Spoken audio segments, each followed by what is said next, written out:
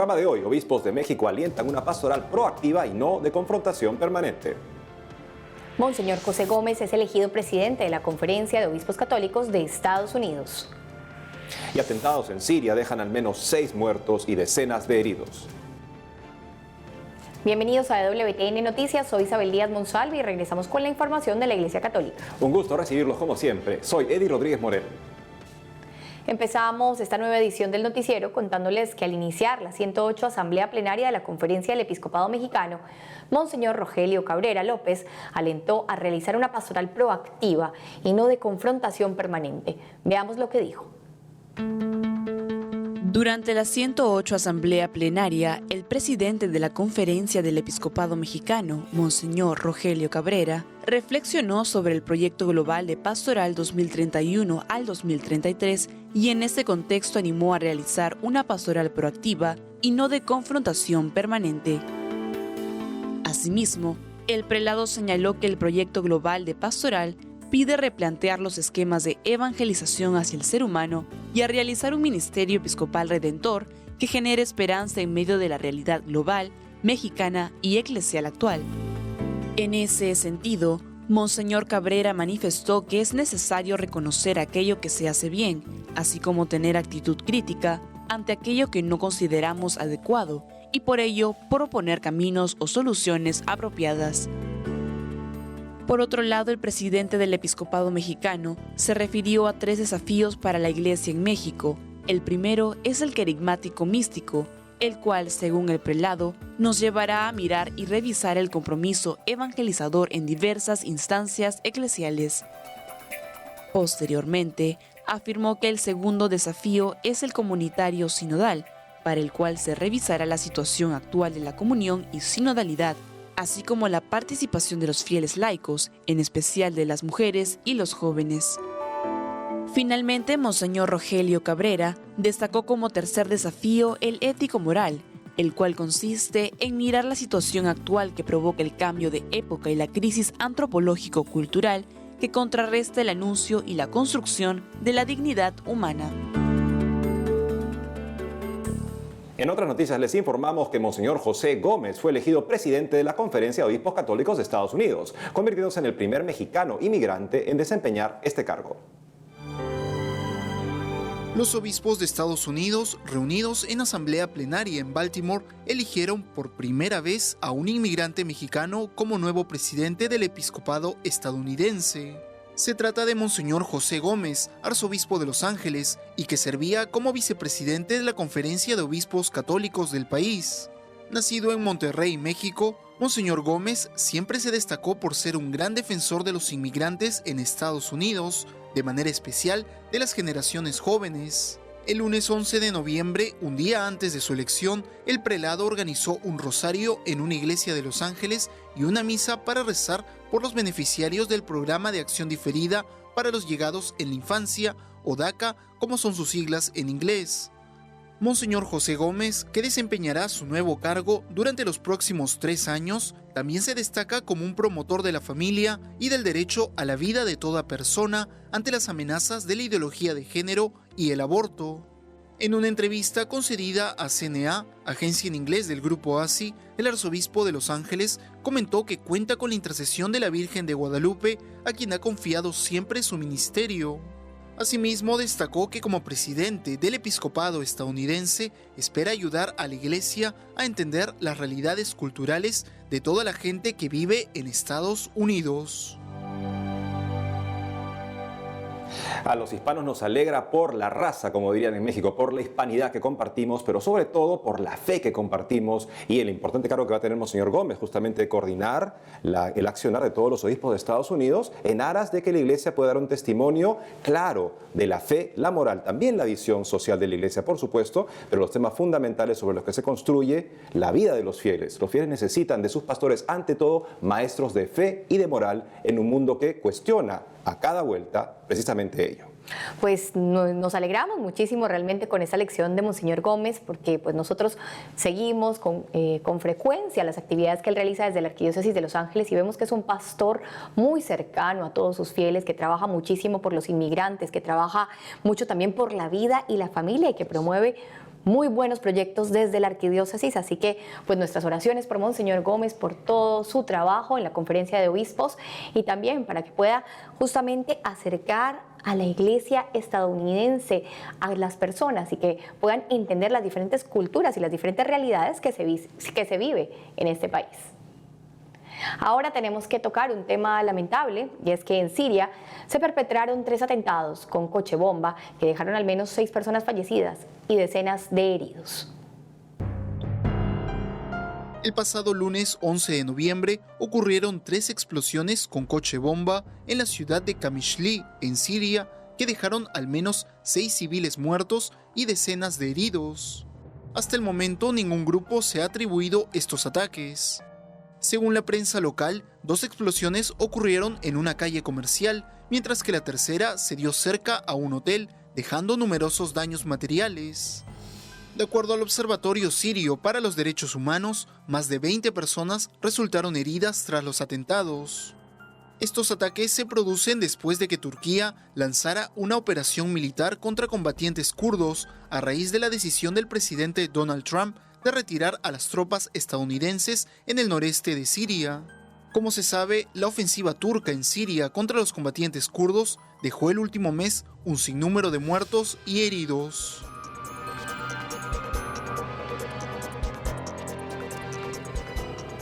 Lamentamos muchísimo lo que está sucediendo en Siria y esperamos que estos ataques no sean el inicio de una nueva guerra, de una nueva ola de violencia que ya han padecido los habitantes de este lugar, y esperamos que esta esperanza que tanto se ha hablado en este tiempo, la esperanza que tienen los sirios de encontrar la paz, de reconstruir sus hogares, pueda ser una realidad.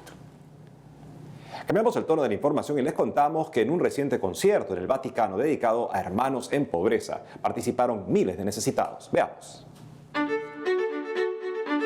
Hace unos días se llevó a cabo en el aula Pablo VI del Vaticano la tercera edición del concierto Para y con los pobres, una velada en la que participaron más de 7.000 personas, entre ellas ancianos, hombres sin hogar y que normalmente no podrían vivir la experiencia de un concierto. Según se dio a conocer, la presentación estuvo guiada por el maestro Nicola Piovani y Monseñor Marco Frisina, quienes dirigieron a la Orquesta de Cine Italiano y al coro de la Diócesis de Roma para dar un momento de música, reflexión y esperanza a una audiencia de hermanos pobres y necesitados, acompañados por voluntarios de diferentes asociaciones y organizaciones de caridad. Cabe señalar que el concierto de este año, el cual cuenta con el apoyo del Papa Francisco, tuvo el propósito de recaudar fondos para la tercera Jornada Mundial de los Pobres que se realizará el próximo 17 de noviembre, el cual llevará por lema La esperanza de los pobres nunca se frustrará.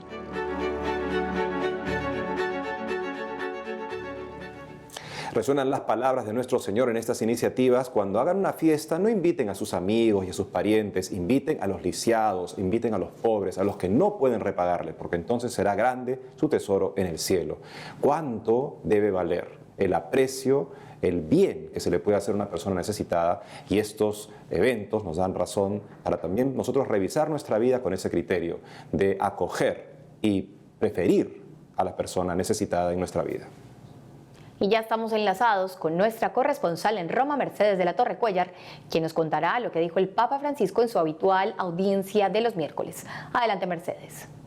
Hola a todos, me da mucho gusto saludarlos desde la Plaza de San Pedro en el Vaticano. Este miércoles el Papa Francisco realizó la tradicional audiencia general en la que pronunció su catequesis semanal y continuó con su serie de reflexiones sobre el libro de los Hechos de los Apóstoles. Cabe destacar que una vez más el clima lluvioso no impidió que acudieran a la Plaza Vaticana miles de fieles procedentes de diferentes partes del mundo. Y en su catequesis, el Santo Padre relató cuando San Pablo llegó a la ciudad de Corinto y destacó a una pareja de esposos, Áquila y Priscila, quienes son modelo de vida conyugal de servicio a toda la comunidad cristiana. Veamos lo que dijo.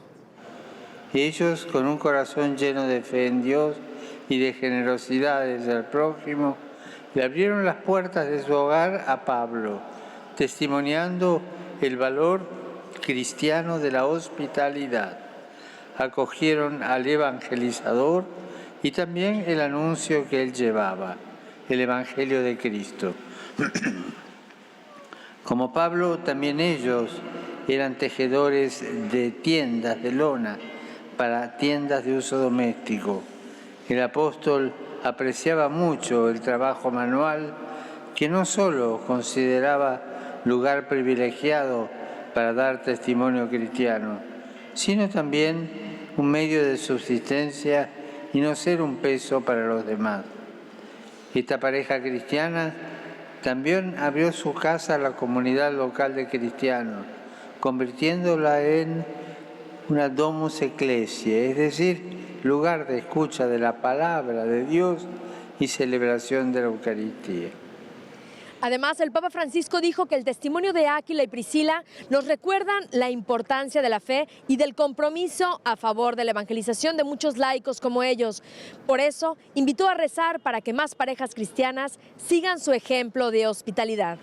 Pidamos a Dios nuestro Padre que infunda su Espíritu Santo en todas las parejas cristianas, para que a ejemplo de Áquila y Priscila sepan abrir las puertas de su corazón a Cristo y a los hermanos, para que sus hogares sean verdaderas iglesias domésticas donde se viva la comunión y se dé a Dios el culto de una vida de fe, de esperanza y de caridad. Después de su catequesis, el pontífice realizó un llamado a la paz en Burkina Faso, en donde hubo un reciente atentado que ocasionó la muerte de casi 100 personas. El Papa rezó por todas las víctimas, los heridos, los numerosos desplazados y por quienes sufren estos dramas, y animó a las autoridades civiles y religiosas a promover el diálogo interreligioso y la concordia. Por último, el Papa Francisco pidió oraciones por los frutos de su próximo viaje apostólico en Tailandia y Japón.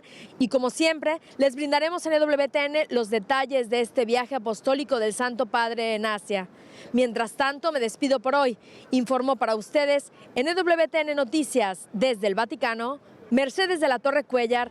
Hasta la próxima. Amigos, ahora tenemos que hacer una pausa, pero al volver, obispos de Francia compensarán a víctimas de abuso con fondos de la Iglesia. Corte Internacional condena a señor de la guerra por cometer crímenes de lesa humanidad. Ya regresamos con más información en EWTN Noticias.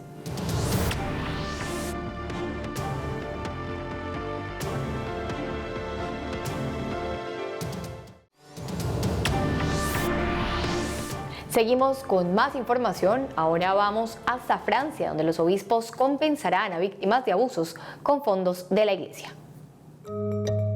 Hace unos días, los obispos de Francia aprobaron compensar a las víctimas de abuso sexual por parte de algunos integrantes del clero, utilizando fondos de la Iglesia. El grupo de trabajo de la CEF y de la COREF, El grupo de trabajo de la Conferencia Episcopal ha estado trabajando con víctimas de abuso y ha presentado un paquete de medidas para reconocer el sufrimiento de las víctimas de abuso por parte de sacerdotes y diáconos en su infancia. Los obispos han aceptado estas medidas. et les évêques ont adopté ce dispositif. Según se dio a conocer, cualquier persona reconocida por su obispo como víctima será elegible para recibir la compensación monetaria. Asimismo, la Conferencia Episcopal de Obispos franceses asignará 5 millones de euros a una comisión independiente que examina los casos de abuso sexual de la Iglesia en Francia, apoyando los esfuerzos de prevención contra este mal. Les évêques souhaitent manifester clairement Con estas medidas, los obispos queremos asegurarles a las personas que denunciaron los crímenes cometidos que son consideradas víctimas, no solo por la agresión que sufrieron, sino también por el silencio, la negligencia, la indiferencia, la falta de reacción o malas decisiones dentro de la Iglesia. de dysfonctionnement au sein de l'Église. Cabe precisar que las continuas revelaciones de abuso sexual y los encubrimientos de algunos funcionarios de la Iglesia en Francia se unen a revelaciones similares en países como Estados Unidos, Australia, Chile, Alemania, entre otros.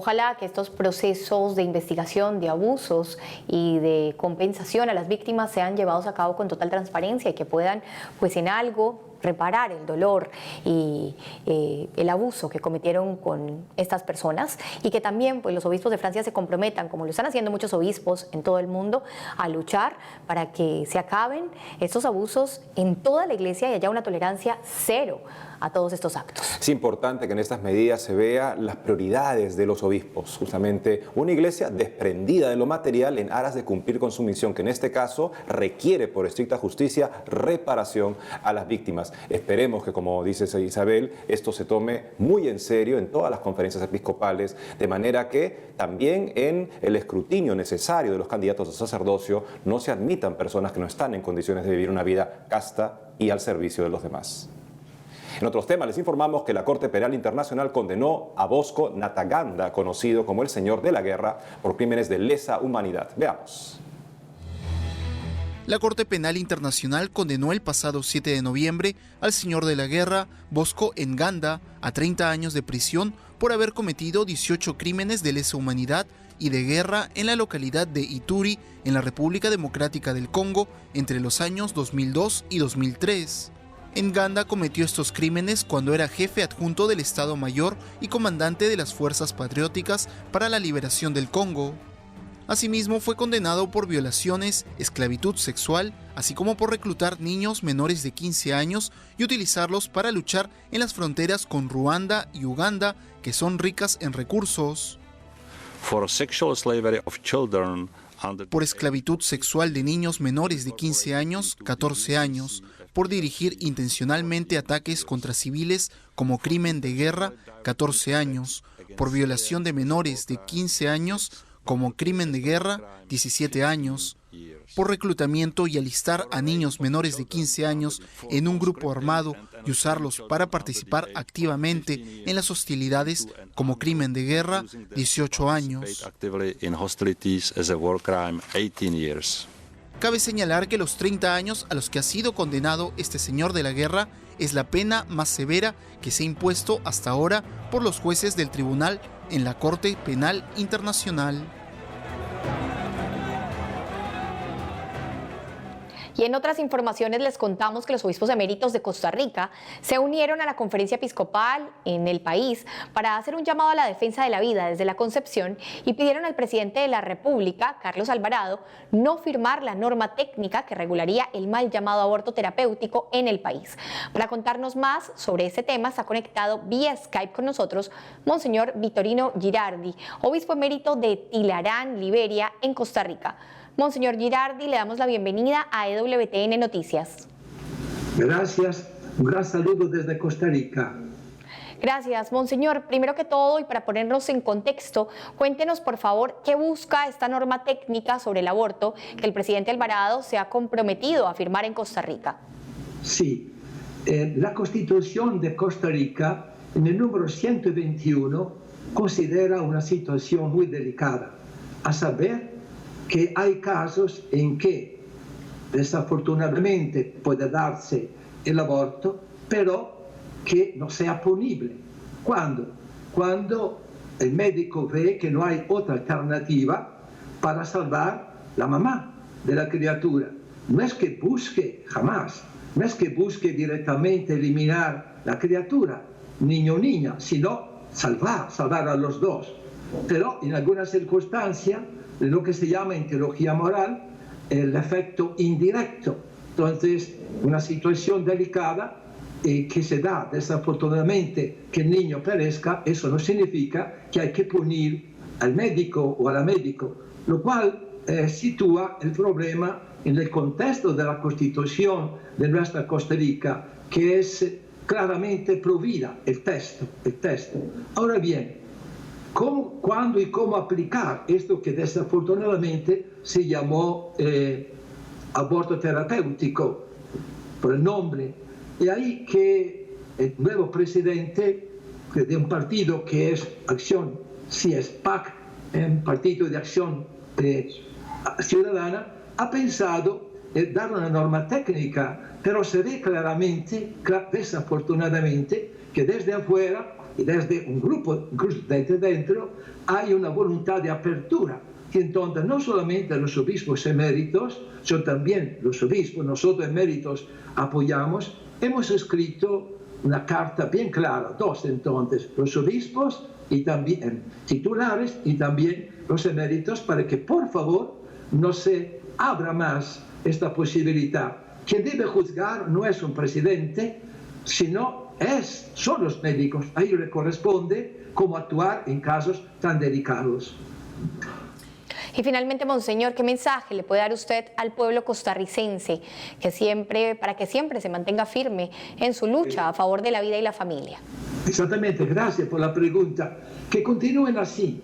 Precisamente ayer se me ofrecía el resultado de una encuesta de parte de una diócesis de San Isidro de General en el sur del país que colinda con Panamá. Y se ve claramente que el porcentaje de cuanto opta por la vida son hacia 80%, y los que no ven la conveniencia de esta norma, más que 80%, y ha sido una encuesta realizada no únicamente entre los católicos, sino a través de WhatsApp a todas las personas que tienen propios contactos, para que los propios contactos se pudiera enviar. Ahora, esto es un hecho, un ejemplo, pero refleja el sentir por el cual diría, yo también ya soy costarricense, aunque haya nacido en Italia, diría que continuemos así, con valentía, también tomando el ejemplo de otras naciones, pongamos el mismo Ecuador, tuvieron que hacer marcha atrás. En Argentina hay toda una sensibilidad, gracias a Dios, por la cual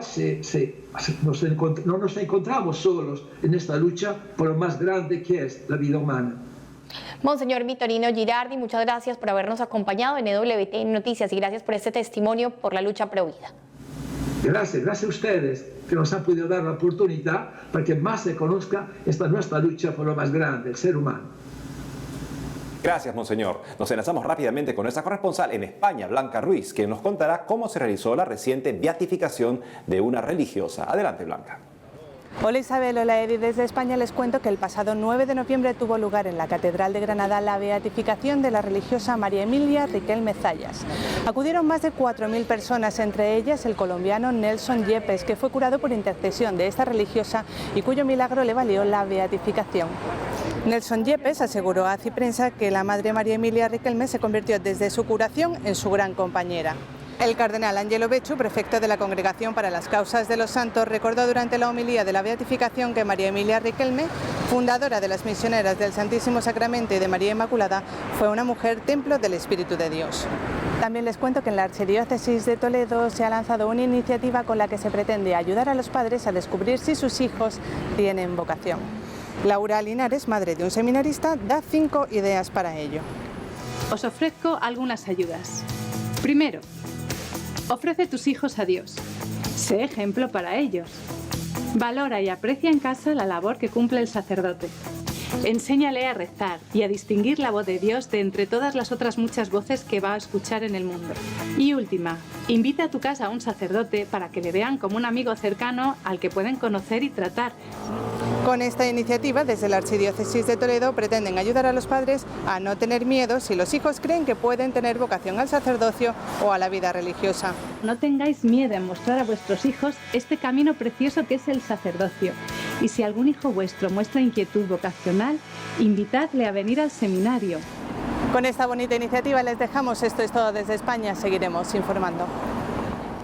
Gracias, Blanca. Si es verdad, como enseña el Concilio Vaticano II, que la vocación a la santidad es universal para todos los católicos, eso quiere decir que todos hacemos la santidad de la Iglesia, la santidad desde los hogares, la santidad de esos hogares que luego se refleja en vocaciones santas, de nuevas familias, también de vocaciones sacerdotales, de personas llamadas por Dios a dar su vida a los demás y que deben aprender esa generosidad en la casa, con el sentido de lo que es la vida de un sacerdote.